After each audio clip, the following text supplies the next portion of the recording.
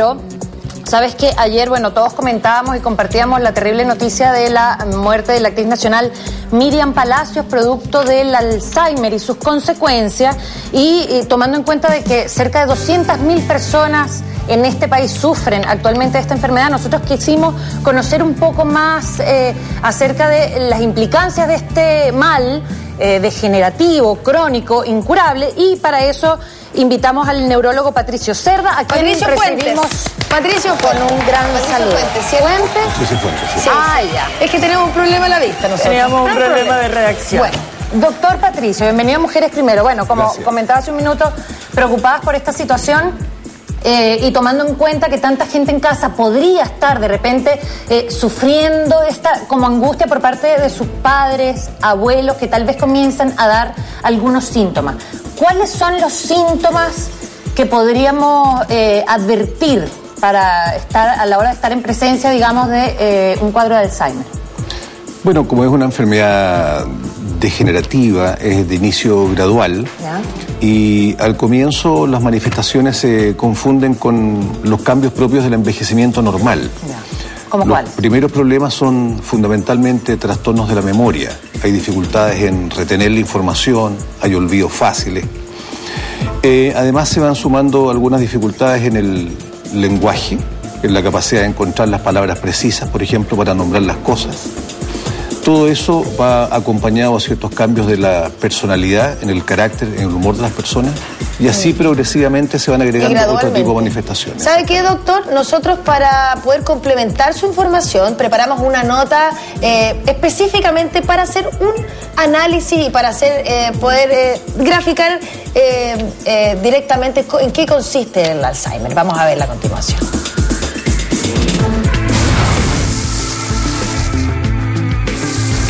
Si no se acuerda dónde dejó la llave del auto o no supo cómo volvió a casa, ponga atención, porque estos pueden ser uno de los síntomas del Alzheimer.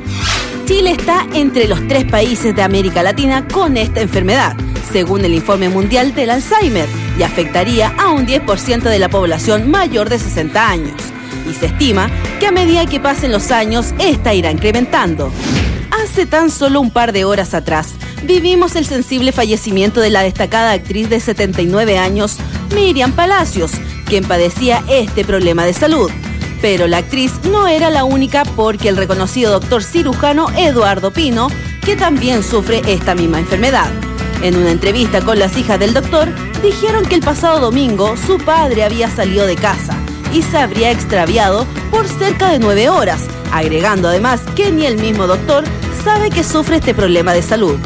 El Alzheimer es un trastorno cerebral que afecta de forma grave la habilidad de una persona para llevar a cabo sus actividades diarias y que ataca principalmente a adultos mayores, aunque las personas jóvenes no quedan exentos de padecerlo, dándose menores casos. Según los expertos en la materia, aún se desconocen sus causas y un tratamiento para su cura. Además, es importante enfatizar que la enfermedad del Alzheimer no es parte de un proceso natural del envejecimiento, puesto que se tiende a relacionar con la edad de este problema. A continuación, en Mujeres Primero, nos visita el neurólogo Patricio Fuentes, quien responderá sus inquietudes. Estamos de regreso luego de esta nota introductoria. Estamos con doctor Patricio Fuentes, neurólogo, especialista en este tema, y vamos a comenzar a hacer las preguntas. Janine, ¿quieres hacer alguna pregunta? Tenemos hartas preguntas de la calle. Vámonos directamente con las preguntas de la gente que hace en la calle aquí a Mujeres Primero. ¿Se puede prevenir el Alzheimer? Bueno, la información oficial al día de hoy señala que no es posible prevenir la enfermedad de Alzheimer. No es posible. No. Existen un sinnúmero de estrategias que son conocidas, ¿no es cierto? La dieta, el ejercicio físico, la estimulación intelectual, el control de las enfermedades crónicas, que de alguna forma determinan un estado de salud más saludable. Sin embargo, eso no alcanza a ser suficiente para evitar que se instale una enfermedad como la enfermedad de Alzheimer. ¿Que es una enfermedad degenerativa, afecta directamente al sistema nervioso o comienza en algún otro sistema del cuerpo? No, la enfermedad de Alzheimer ha sido considerado en ocasiones como una enfermedad sistémica, global del organismo, pero en términos generales y concretos es una enfermedad que está confinada en el cerebro. Comienza en ciertas partes específicas del cerebro. Las neuronas, por razones que desconocemos, dejan de funcionar en forma adecuada y eso va precipitando una cascada de acontecimientos que se traduce finalmente en la pérdida global de las capacidades intelectuales. ¿Y esto está relacionado directamente con la vejez? O sea, ¿es el proceso de envejecimiento lo que gatilla el Alzheimer? Bueno, la enfermedad de Alzheimer es mucho más frecuente en la medida que cumple la persona años. Se va duplicando la prevalencia cada 5 años desde los 65 años. Pero no es exclusivamente de personas mayores. Las formas más comunes, las formas que se llaman esporádicas, son propias de la gente mayor, pero hay formas genéticas que son menos frecuentes que afectan a poblaciones más jóvenes. Perfecto. Doctor, vamos a seguir con las preguntas de la gente en la calle. Atención. ¿Es verdad que el Alzheimer es hereditario? Bueno, como decía recién... Ahora sí, ¿es verdad que el Alzheimer es hereditario, doctor? Bueno, como decía recién, hay un porcentaje menor de los casos de enfermedad de Alzheimer que tienen un componente genético indudable. Hay una transmisión que se llama autosómica dominante, es decir, todos los miembros de la familia van a desarrollar la enfermedad. En los casos que son más frecuentes, propios de las personas mayores, que es lo más común, hay un antecedente familiar que es de riesgo, hay una cierta vulnerabilidad familiar, pero no significa que todos los miembros de esa familia, porque la abuelita tuvo enfermedad de Alzheimer, van a desarrollar la enfermedad. Pero claramente hay un componente genético. ¿De que la desarrollen o no? En caso de que tengas el componente hereditario. Claro, la enfermedad de Alzheimer no tiene causa conocida, está en proceso de exploración. Hay factores de riesgo. ¿Cómo? A mayor edad, mayor riesgo. Por ejemplo, el sexo femenino, la historia familiar. ¿Cuál es la relación entre el masculino y el femenino? Bueno, es más frecuente la enfermedad de Alzheimer en mujeres, por dos razones fundamentales. En primer lugar, porque las mujeres viven más tiempo, y como esta es una enfermedad que está relacionada con la edad, al estar vivo más tiempo, uno tiene más tiempo de exposición al problema. Y en segundo lugar, parece ser que existen algunas razones hormonales que de alguna manera predisponen al cerebro femenino a mayor riesgo. Qué raro. ¿Y desde qué edad se puede detectar eso? O sea, ¿cuándo uno podría decir sí? En realidad no es un olvido casual, sino que efectivamente es el comienzo de una seguidilla de olvidos, los primeros síntomas del Alzheimer. En la forma más común, que es la forma no hereditaria, diríamos, la forma más esporádica, las manifestaciones suelen empezar a producirse a partir de los 65 años, en términos generales. Y aparecen, lo que yo decía hace un rato, alteraciones menores de la memoria, algunas dificultades para desarrollar las actividades habituales de la vida diaria, algunos trastornos del lenguaje, algunos cambios de carácter, algunos descuidos en el arreglo personal, etc. Perfecto. Tenemos más preguntas de la calle, doctor. ¿Resolver crucigramas y sudokus ayuda a evitar el Alzheimer? Esto de mantener como la mente activa, Claro, eso se engloba bajo el término de estimulación cognitiva. Bueno, el cerebro tiene una capacidad que se llama de neuroplasticidad, que es la capacidad de desarrollar conexiones entre las neuronas, capacidad que no se pierde nunca. De tal manera que el incremento de la actividad intelectual posibilitaría mejorar esta cantidad, esta frondosidad de conexiones. El ejercicio de esto, ¿no? Claro, el ejercicio intelectual a través de cualquier forma. Hay maneras que son más, digamos, cotidianas, como los juegos de salón, el hacer crucigramas, puzzles, rompecabezas. Todas esas actividades, si son sistemáticas, rutinarias, permiten, digamos, aumentar esta conectividad sináptica. Por ende, diríamos, sugiere, se promueve que se haga. Pero el hecho de que uno tenga actividad intelectual permanente, ocupación intelectual permanente, no es un factor protector absoluto para el riesgo de desarrollar enfermedad de Alzheimer, porque gente muy instruida, muy capacitada, con nivel intelectual muy alto, también puede desarrollar. ¿Y qué cosas se olvidan? ¿Cómo comienzan los olvidos? Porque he escuchado casos de gente que no reconoce a sus familiares directos, porque tú me contabas, pero sí reconoce gente que no ha visto en años y se acuerda de esa gente incluso. Claro. Lo que pasa es que esta distinción entre los recuerdos más recientes, lo que usamos la memoria más cercana, es la que se afecta más precozmente. De manera que la memoria remota, la que está conservada en el tiempo, tiende a ser un poquito menos permeable. Los primeros olvidos dicen relación con cuestiones de la vida diaria, dónde dejé las llaves, dónde están mis documentos, cómo se llamaba ese actor de televisión, cuál fue el recado que se me dejaron, cuál es el compromiso que tengo mañana, etcétera. ¿Y cómo distinguir entre olvido casual o cansancio, estrés, etcétera, de un primer acercamiento? Claro, los olvidos así llamados malignos, ¿no es cierto?, más riesgosos, son aquellos olvidos que van creciendo en el tiempo, van en aumento, que no ceden, que son prácticamente diarios que de alguna forma afectan el funcionamiento del sujeto en la vida diaria y que son además reconocidos por terceras personas. Las otras personas se dan cuenta de que hay una cantidad de olvido.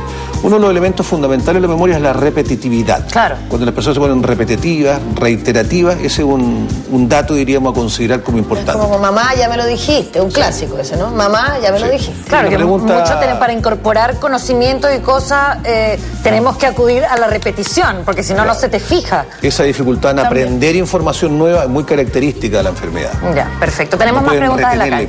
Retener información. Veamos. ¿Es cierto que las ollas de aluminio son peligrosas? Las ollas de aluminio. Las ollas de aluminio, el componente aluminio, digamos, y su... Bueno, hay un sinnúmero de hipótesis para intentar explicar la enfermedad de Alzheimer, pero hasta ahora no se sabe exactamente por qué se produce. Entre esas numerosas hipótesis, alguna vez se invocó el rol que podría tener el aluminio.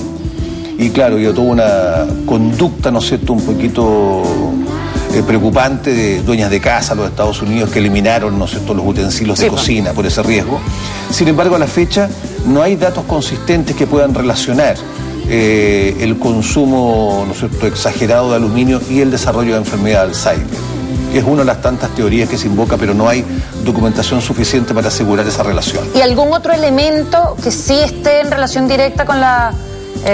como el deterioro, digamos, hay una causa, hay un conjunto enorme de causas que se han invocado como precipitantes de la enfermedad, pero a la fecha no se ha descubierto. Lo que decía yo, los factores de riesgo más reconocidos son la edad, la historia familiar, el género femenino, los antecedentes de traumatismos de cráneo, la historia de depresión crónica como un estrés psicosocial. Depresión crónica. Claro. Dato no menor en un país donde las tasas de depresión es altísima. Exacto. Una pregunta, doctor. Aquí nosotros lo presentamos como impacto causó la muerte de Miriam Palacios a causa del Alzheimer. ¿Se muere de Alzheimer o es una enfermedad agregada a otra enfermedad que podría haber tenido? Claro, lo que pasa es que este caso, Miriam, las demencias y particularmente la enfermedad de Alzheimer es considerada una enfermedad terminal. Una enfermedad terminal, pero no oncológica.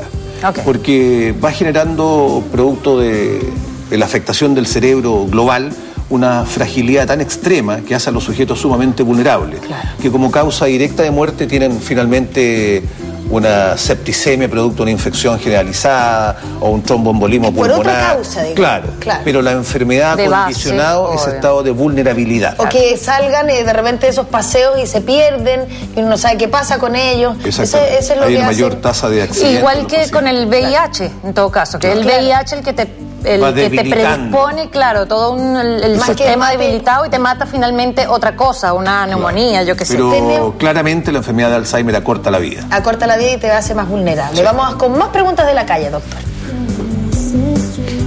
¿El consumo de tabaco puede producir Alzheimer? Bueno, la relación con tabaco es una relación un poquito equívoca. Hay receptores de nicotina en el cerebro, de tal modo que alguna función, ¿no es cierto?, fisiológica podría producir. Y de hecho hay toda una exploración de fármacos que podrían estar en esa dirección. Se llaman medicamentos agonistas nicotínicos. Sin embargo, los estudios epidemiológicos señalan que más bien sería un factor de riesgo para desarrollar la enfermedad.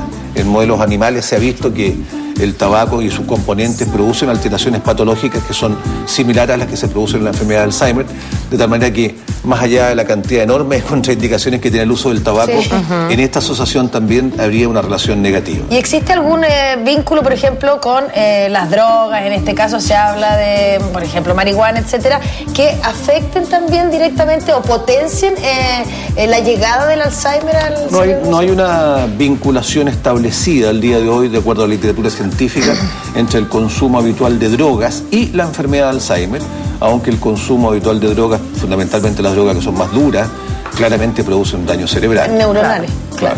Y si se comienzan a consumir desde más temprana edad, claramente el deterioro se va a producir con mayor anticipación. Exacto, hay un daño acumulativo. Exactamente. Tenemos más preguntas de la calle.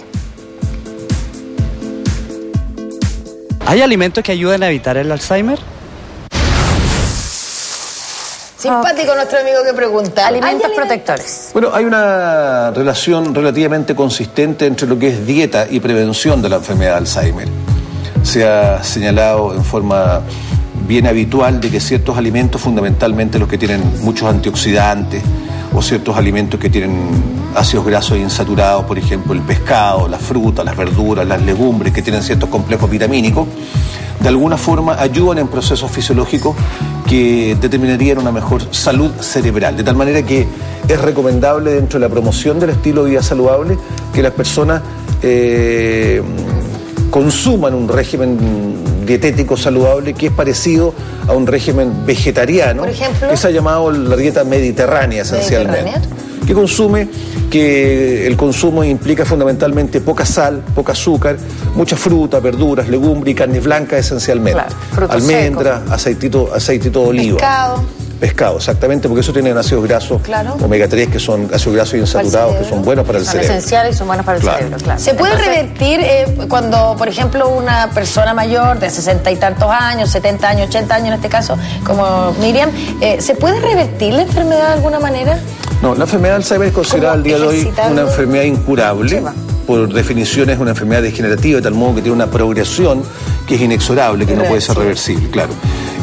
Las medidas que uno implementa finalmente son medidas de alguna forma para generar una mejor condición en la calidad de vida del sujeto y puede de alguna forma contrarrestar algunos síntomas que los pacientes tienen, desde el punto de vista intelectual o desde el punto de vista conductual, pero este es un proceso que va desarrollando. Ok, sabemos que no se puede revertir, pero en el momento en que es diagnosticada, ¿es demasiado avanzado el estado de la enfermedad o se puede detener el avance, digamos, acelerado?